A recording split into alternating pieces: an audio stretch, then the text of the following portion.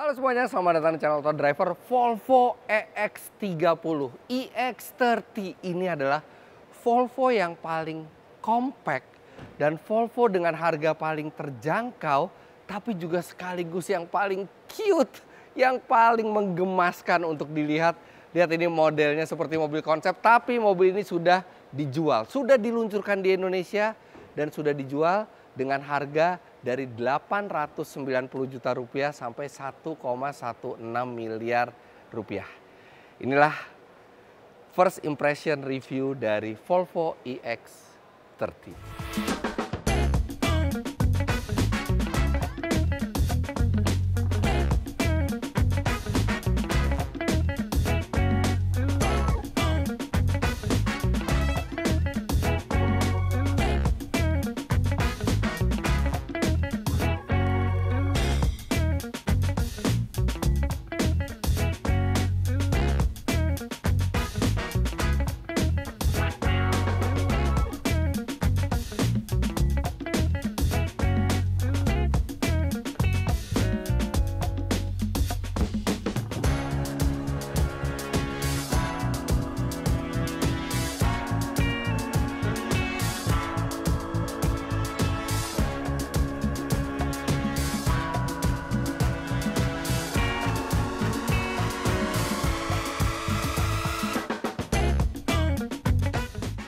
Apalagi dengan warna kuning seperti ini, logo Volvo yang lebih minimalis, kemudian T-shape lamp yang menjadi signature Volvo dengan lampu LED atas bawah, grill yang tertutup semuanya.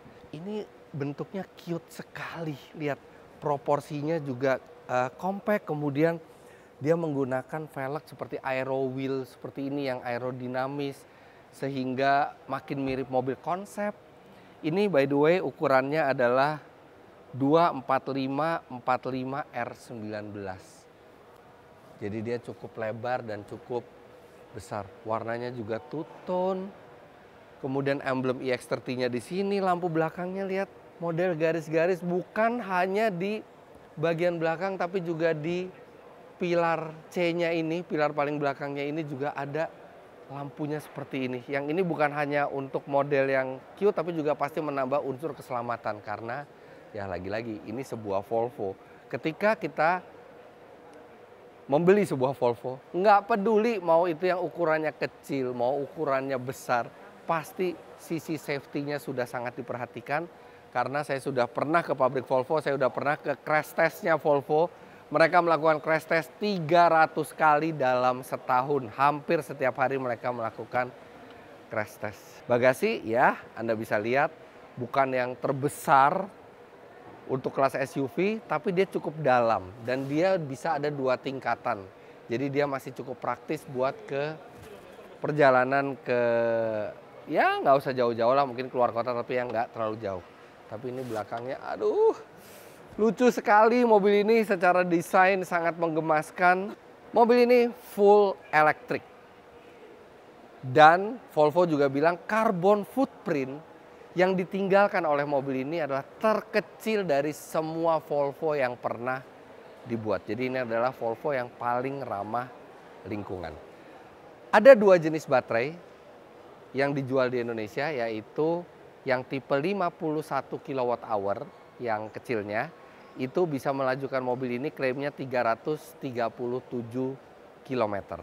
Tenaganya sendiri 272 HP dan torsinya 343 Nm yang bisa melajukan mobil ini 0 sampai 100 km per jam dalam 5,4 detik. Jadi mobil ini kencang.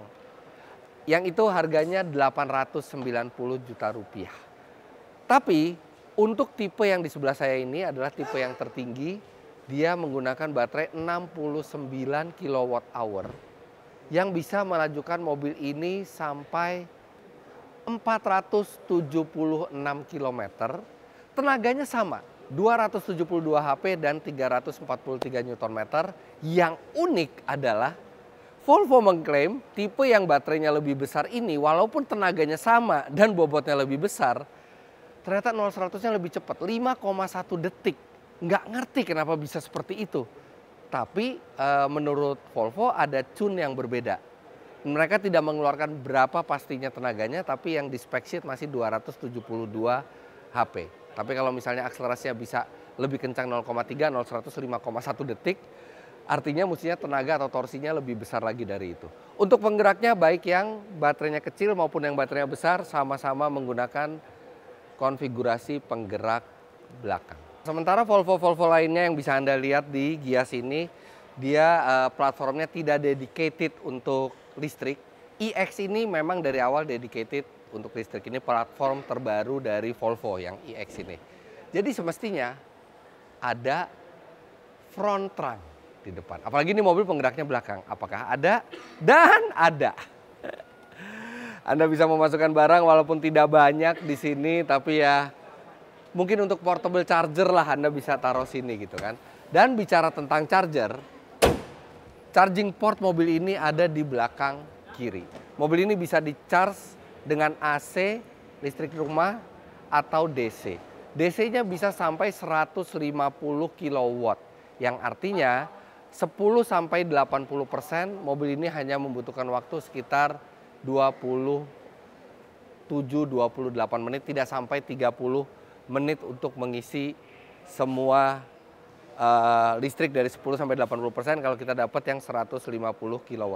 Di sini ininya, charging portnya. Nah, ini agak mepet dan dia CCS2 ya, jadi sangat bersahabat dengan SPKLU yang ada di Indonesia.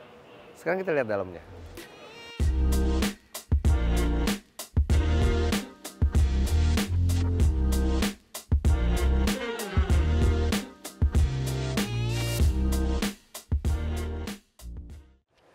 Ini adalah Volvo terkecil, tapi apakah dalamnya kecil? Ternyata iya. Ini posisi berkendara saya tingginya 177 cm dan benar-benar ngepas banget di sini. Kemudian tempat duduknya rendah dan lantainya agak tinggi sehingga paha itu tidak tersupport dengan baik. Tapi kursinya empuk. Ya oke lah, masih ada legroom sedikit 1 jari ya, tapi sangat terbatas. Headroomnya nggak ada masalah dan ini wow, keren sekali panoramic roofnya dari depan sampai belakang seperti ini. Benar-benar rasanya seperti naik mobil masa depan. Di sini ada 2 buah USB-C dan untuk jendela di sini pengaturannya. Tapi detail-detailnya ini mengagumkan loh. Lihat ini tarikan bukaan pintunya. Ini kayak back to retro. Seperti ini lihat. Dan kemudian material-materialnya Volvo sudah berkomitmen, sudah sekian tahun mereka berkomitmen, mereka tidak akan lagi menggunakan kulit dari hewan. Jadi ini semua kulit sintetis tapi dengan kualitas terbaik yang diteliti oleh Volvo yang bisa menghasilkan performa bahkan lebih baik dari kulit hewan sekalipun. Kemudian ada bahan fabriknya juga, jadi ini bahannya semua ramah lingkungan, mudah di recycle tapi tetap memberikan kenyamanan yang premium. Headrest kita bisa lihat ini seperti khasnya Volvo, kesannya ini terintegrasi dengan headrest, padahal headrestnya sendiri masih bisa diatur naik dan turun. Di sini sebenarnya terpisah. Di belakang nggak terlalu cocok untuk orang dewasa dalam perjalanan yang jauh. Ini hanya mungkin untuk anak remaja atau untuk anak kecil, dan mungkin mobil ini idealnya dipakai sendiri atau berdua. Nah, sekarang kita ke bagian depannya. Oh, dalamnya seperti bisa diduga sangat minimalis. Ini benar-benar cuma 1 layar saja dan semuanya dilakukan di layar ini, kecuali lampu sen, kemudian tuas transmisi di sini di kanan dan tombol-tombol di setir. Tapi lainnya udah nggak ada tombol apa-apa lagi di sini. Ini hanya tombol buat power window. Jadi power window-nya nggak ada di sini.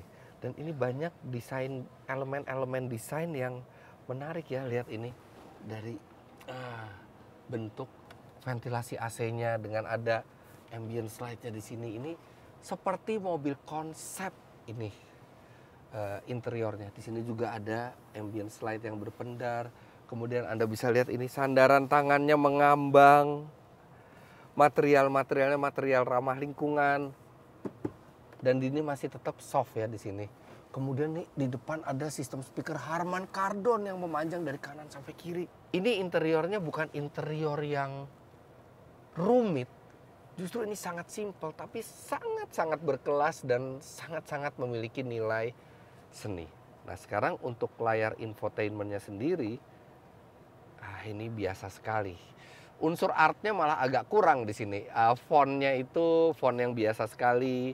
Tapi oke lah, di sini ada gambar mobil, image dari foto, kemudian petanya.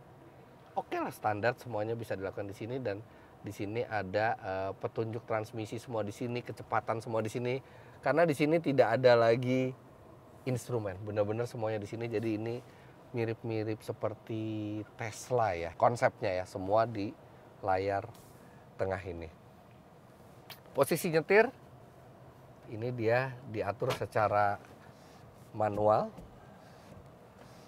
Sedangkan untuk yang bangkunya elektrik, tapi dia sudah bisa tilt dan teleskopik, dan dia flat top, flat bottom.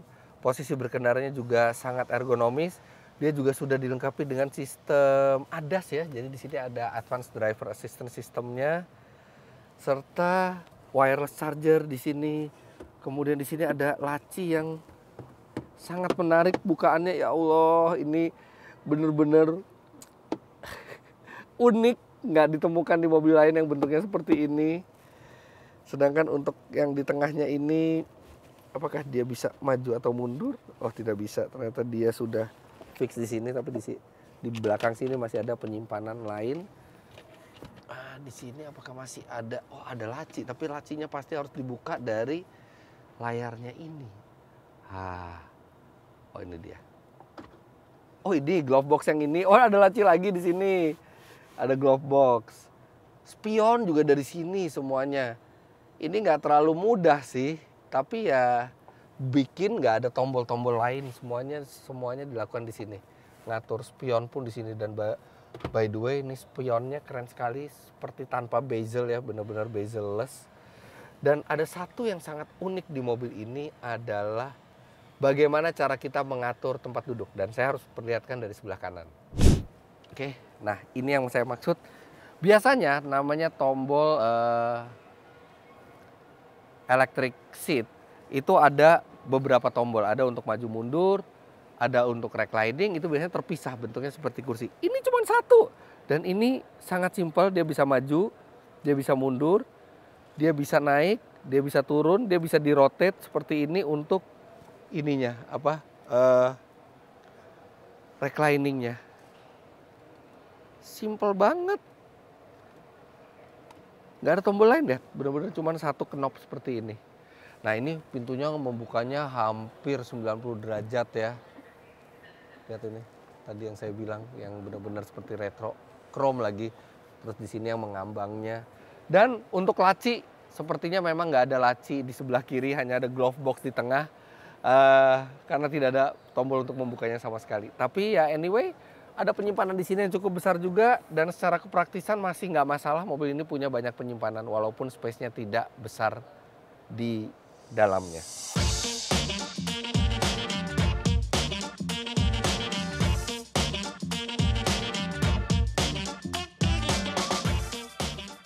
Nah, bagaimana dengan rasa berkendara dari Volvo EX30 ini? Kebetulan sehari sebelum tadi saya syuting, itu saya sudah diberikan kesempatan untuk mencoba mobilnya. Here we go. Tidak ada tombol start ya, jadi kita masuk ke mobil, bawa kunci aja, kita tinggal injak rem, dia bisa langsung aktif. Setirnya sangat-sangat enteng. Sangat enteng, tapi lihat self centeringnya itu natural sekali.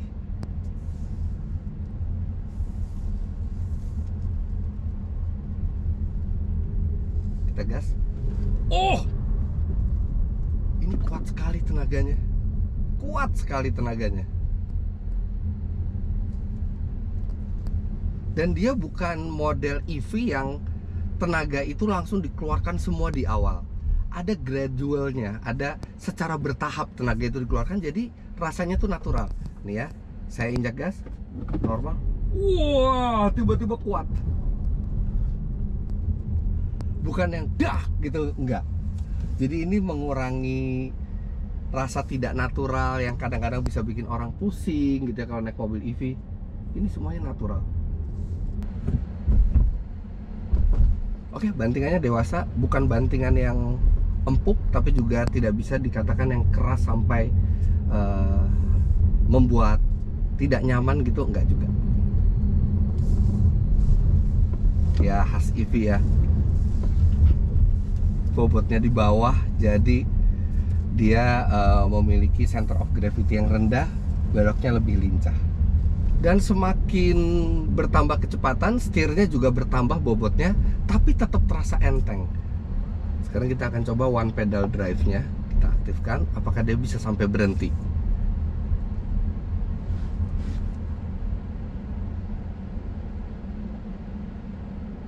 Bisa, dia bisa sampai berhenti, benar-benar one pedal drive. Jadi enak sekali di kemacetan itu. Tinggal lepas seperti ini. Iya, bisa dia. Oh, steering feel-nya ternyata bisa soft, medium, firm.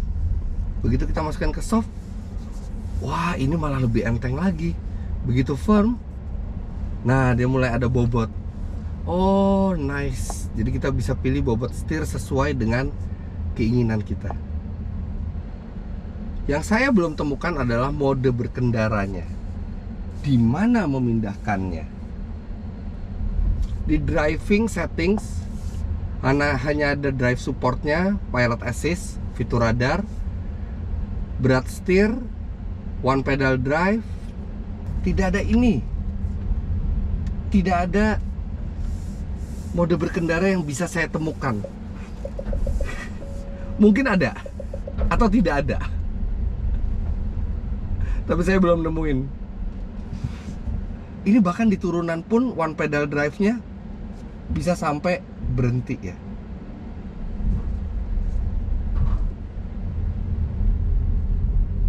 Sebenarnya tes di depan ini useless, tapi mungkin masih banyak dari Anda yang bertanya, kalau nanti baterainya kerendam gimana? Oke, kita rendam.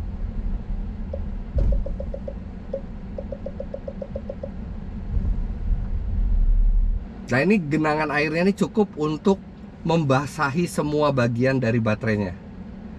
Kita cemplungin. Kalau saya sih sudah tahu, udah pasti nggak bakal kenapa-napa. Ya ini untuk memuaskan Anda yang masih ragu aja.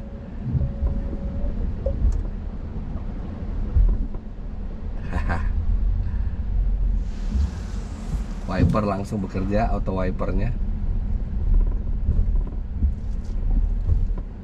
Oke kok suspensinya. Agak firm tapi tetap bantingannya, ayunannya tuh dewasa, tidak bouncy gitu. Tapi tarikannya ini enak. Oh, saya tuh udah harus melepas pedal gas, padahal kayaknya itu akselerasinya tuh masih mau bertambah gitu tingkat akselerasinya. Dan radius puternya kecil, setirnya enteng. Ini sangat menyenangkan buat dibawa sendiri di dalam kota.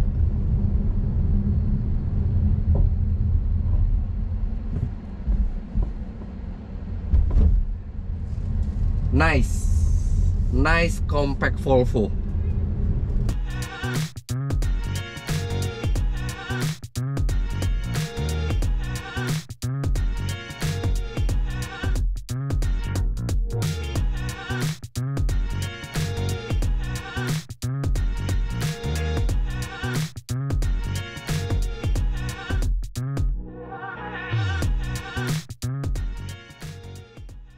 Tentu saja setelah pameran Gias 2024 ini selesai, saya akan meminta ke Volvo untuk menyediakan unit test, semoga ada, supaya bisa mencoba mobil ini di Indonesia. Kita akan buktikan range-nya bagaimana untuk di Indonesia, bagaimana performanya, bagaimana konsumsi energinya, bagaimana performa di jalannya, bagaimana kenyamanannya, kelebihannya, serta kelemahannya setelah nanti mobil ini bisa dipinjam dalam jangka panjang. Tapi sekarang kami buatkan dulu first impression-nya. Dan kalau Anda ingin lihat langsung mobil ini, Anda bisa datang ke booth Volvo di Hall 3A di Gias. Mereka berdempetan dengan BMW dan Mini, dan Anda bisa melihat langsung mobil ini, bisa juga masuk ke dalamnya. Jangan lupa Anda klik like bila menyukai video ini, komentar di bawah, dan subscribe ke channel Auto Driver jika Anda belum. Main-main ke website kami di www.autodriver.com serta download aplikasi kami Auto Driver di Google Play Store. Dan bagi Anda yang ingin datang ke Gias, jangan lupa Gias berlangsung dari tanggal 18 sampai 28 Juli 2024 dan tiket bisa Anda beli melalui aplikasi Gias Auto 360. Terima kasih banyak Anda sudah menyaksikan, sampai jumpa di video selanjutnya. Bye-bye.